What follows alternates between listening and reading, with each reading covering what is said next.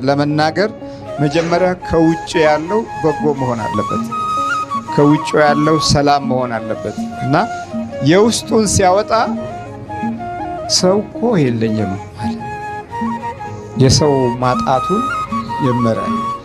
የቀደመው ግን የአምልኮትን ፍቅር የሚያሳይ ግን ደካማ ቢሆንም እንኳን ምንም እንደው ህመምተኛና አልጋ ላይ የተቆራመደ ሰው ቢሆንም እንኳን ፍቅር ከውስጡ ወጥቷል። ለውጭው ድምፁ የሚመች ቃል ነበረ። ጌታ ሆይ ጌታ ሆይ ሰው ምንም የለኝም፣ ለብዙ ዘመናት ቆይቻለሁ፣ ለብዙ ዘመናት ተኝቻለሁ። ሰው በማጣት የተነሳ ሁሉም የራሱ ይሄድና ድኖ ይሄዳል። ይኸው 38 ዓመት ሙሉ ቁጭ ብያለሁ። ይሄ ሌላው ደግሞ ከዚህ የምንረዳው ትዕግስት ነው። የትዕግስትን መንፈስ ተላብሶ ቆይቷል። ከዚህ አውጡኝም አላለም። አንድ ቀን ብሏል። እሱ የሆነውን ቀን ይጠብቅ ነበረ ከጌታው። ከዛ በኋላ ባየው ጊዜ የሚል ቃል እናገኛለን። ጌታው አየው። የማያ ጊዜ ያለ አይቶ የሚያልፈውም አለ እኮ። አይቶ ዝም ብሎ ትቶት የሚሄድ ብዙ ሕዝብ ትቶ ሄዷል። ባየው ጊዜ የጠየቃቸው ብዙዎች አይደሉም፣ በጣም ጥቂቶች ናቸው።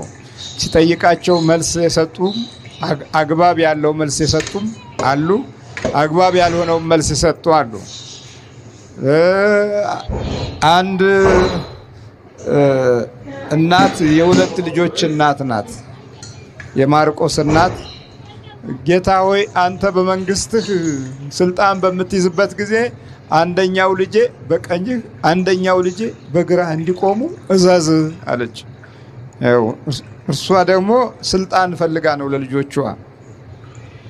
ከዛ የሚገርም ነገር መለሰላት። እኔ የምጠጣውን ጽዋ አለና የሞቱን ታሪክና ጉዞ ሲነግራት እንደዛ አይደለም ሐሳቧ። እሷ ከማዕረግና ከከፍታ ጋራ ከክብር ጋራ ለልጆቿ ያላት ምኞት የገለጸችው። በኋላ የሱን ሞት አላወቀችም፣ መከራውን ስቃውን አላወቀችም። ይህንን ሐሳብ ዝም አለው። ምክንያቱም አትችሉም፣ ከኔ መሞት ጋራ ከኔ ስቃይ ጋራ እናንተ አትችሉም፣ አይችሉም ማለት። በመልሳቸውም ዝም ያላቸው አለ። አንዳንዶቹም ስለ እንጀራ እንደዚሁ ብዙ ቦታ ላይ ጠይቀውታል። አንዳንዶቹ ደግሞ ስለ ክብር ጠይቀውታል። በመንግስተ ሰማያት ማን ይበልጣል ብለው ሲነጋገሩና ሲጣሉ ነበረ። በኋላ አንድ ሕፃን ጠራና ይሄን ሕፃን ታያላችሁ፣ በመንግስተ ሰማያት እንደዚህ ሕፃን ሐሳቡም ባህሪውም ትንሽ መሆንን ካልፈለገ ክብሩን ዝቅ ካላደረገ የእግዚአብሔር መንግስት አይገኝም ብሏቸዋል። እና እዚህ የምናየው አየውና ልትድን ትወዳለህ ሲለው ጌታ ሆይ ኧረ እባክህ ሰው የለኝም። ከብዙ ዘመናት በኋላ እንዲህ አይነት ጥያቄ የጠየቀው መድኃኒታችን ኢየሱስ ክርስቶስ ብቻ ነው። ምክንያቱም በ5 መንገድ የሚመጡ ካህናቱም፣ ምእመናኑም፣ ሽማግሌዎቹም፣ ወጣቶቹም፣ ኮረዳዎቹም ወደዚህ ሰው መጠጋት አልፈለጉም። እርሱ ግን ተጠጋ። ሰው ያገለለውን ሰው የናቀውን የአዲስ ኪዳን ሕይወት ትርጉም ይሰጥ ዘንድ በዚህ አይነት መንገድ ሊገልጽልን ስለወደደና ሊያስተምረን ስለወደደ ወደ እርሱ ቀረበና የልቡን እስኪናገር ድረስ ቃሉ ከጌታ የወጣው ቃል የአምላክን ምሕረት የሚስብ ሆኖ ተገኘ። ጌታ ሆይ ሰው የለኝም ሲል ወዲያውኑ እርሱ እንዲህ አለው፣ ተነሳ። ምንድን ነው የሚለው? ዛሬ የተቸገርነው እኮ ተነሳ የሚል የለም፣ ተኛ ነው። ምኞታችንም ሐሳባችንም ሰው እንዲነሳ አይደለም፣ እንዲተኛ ነው፣ እንዲፈዝ ነው፣ እንዲያንቀላፋ ነው፣ አዚም እንዲይዝበት ነው፣ እንዲጫነው ነው፣ እንዲደብተው ነው፣ ውስጡ የራሱ የሆነውን እንዳያገኝ ነው። የራሱ የሆነውን እስኪያገኝ ድረስ 38 ዓመት የተኛውን ሰው አስቡ። ይህን ያህል ዘመን ከድሉ ከጊዜው ከዘመኑ ከወቅቱ ከታሪኩ ጋር የተኛ ታሪክ በሉት፣ በሽተኛ ዘመን በሉት፣ ያንቀላፋ ዘመን፣ የደቀቀ ዘመን፣ የወደቀ ዘመን በሉት። ከዛ ግን ጌታው መጣና ተነሳ እና አልጋህን ተሸክመህ ሂድ። ይሄ ድንገተኛ ነገር ነው። በቃ ቃል እኮ ነው። ቃል ተናገር ልጄም ይፈወሳል አይደል ያለው መኮንኑ። እንግዲህ ሰማይና ምድርን የፈጠረው በአካለ ሥጋ ሲገኝ ክብሩን ሊገልጽለት የ38 ዓመት ሕመምተኛ ፊት ቀረበ። ሰርገኛ ፊት አይደለም የቀረበው፣ የወደቀው ሰው ፊት ነው የቀረበው። የጌታ መንገድ እንደዚህ ነው። የደቀ መዛሙርቶች ጉዞ እንደዚህ ነው። የሐዋርያት ጉዞ ይሄንን ነው የሚመለከተው። አየውና ወደ እርሱ ቀርቦ ተነሳ፣ አልጋህን ተሸከመና ሂድ። አልጋው ይቅር እንደ የ38 ዓመት ባለውለታ እኮ ነች። ጌታ አንድ ወቅት ላይ ፍርፋሪ በስቶ እንዳይጣል ለጠገቡት ሰዎች አንዲት ፍርፋሪ እንኳን እንዳትወድቅ ይላል በዮሐንስ ወንጌል ላይ፣ አንዲት ፍርፋሪ።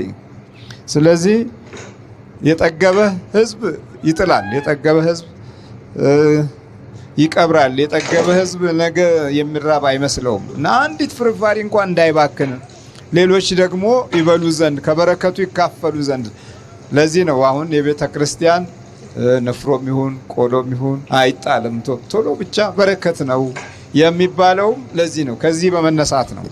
እና ተነሳ አለና የአልጋውን ውለታ ይመልስ ዘንድ በእግዚአብሔር አምላክ ልዩ ፍቅር የተጎበኘች አልጋ፣ ሰውየው ብቻ ሳይሆን አልጋይቱም ተጎብኝታለች።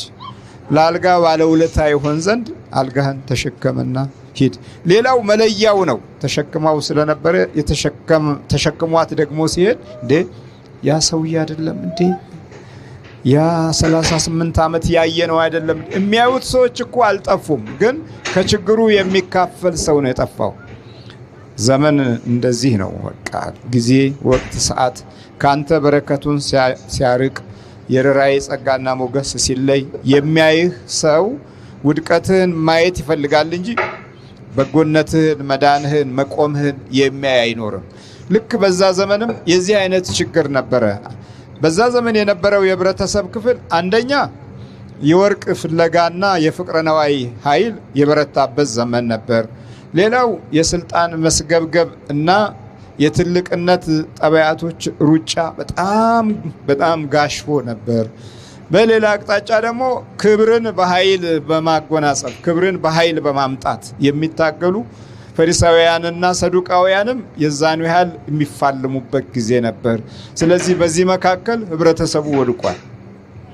በዚህ ጊዜ የተቸገረው የተጨነቀው ከእግዚአብሔር አምላክ ኃይልና ረድኤት እስኪመጣለት ጊዜ ድረስ በቃ ዝም ብሎ ተንገላቷል። የታመመው ታሟል፣ የሚሞተው ይሞታል። ማንም ዞር ብሎ የሚመለከተው አልነበረም። 38 ዓመት ሙሉ እንግዲህ ያስቡት፣ ይሄንን ሰው የሚጎበኘው ሰው አልነበረም። ማንም ያየው ሰው አልነበረም። ሁሉም በየራሱ የህይወት ሩጫ ላይ ነው ያለው። የኑሮ ሩጫ ላይ፣ የትልቅነት ሩጫ ላይ፣ ፍልሚያ ላይ ነው ያለው እና ሁሉም በየተራው እስኪወድቅ ድረስ የወደቀውን የሚያይ አልነበረም። የወደቀውን የሚያይ የተጨነቀውን የሚመለከት ጌታ ግን ከሰማያት ሰማያት ወርዶ ከድንግልተ ማርያም ተወልዶ በችግረኞች ፊት ቆመ። በተጠሉት ፊት፣ በሸተቱት ፊት ቆመ። በወደቁት ፊት ቆመ። ማንም በናቃቸው ፊት ቆመ። ነገ ይሞታሉ በተባሉት ሰዎች ፊት ቆመ። አይሞትም እንዴ እየተባሉ ደግሞ በሚታዩበት ፊት ቆመ። ይችን የመጻጉዕ አልጋ ማንም ዞር ብሎ አያትም። ለምን? 38 ዓመት የተኛባት ስለሆነች ትሸታለች። ወደዚያ አካባቢ መሄድ የለም። ጌታ ግን ያንን ሽታውን ሁሉንም ትቶ ወደ እርሱ ነው የቀረበው። ልትድን ትወዳለህ? ስለ መዳን ነው የነገረው። የመዳን ድምፅ ለመጀመሪያ ጊዜ ሲሰማ ገርሞታል። እርሱ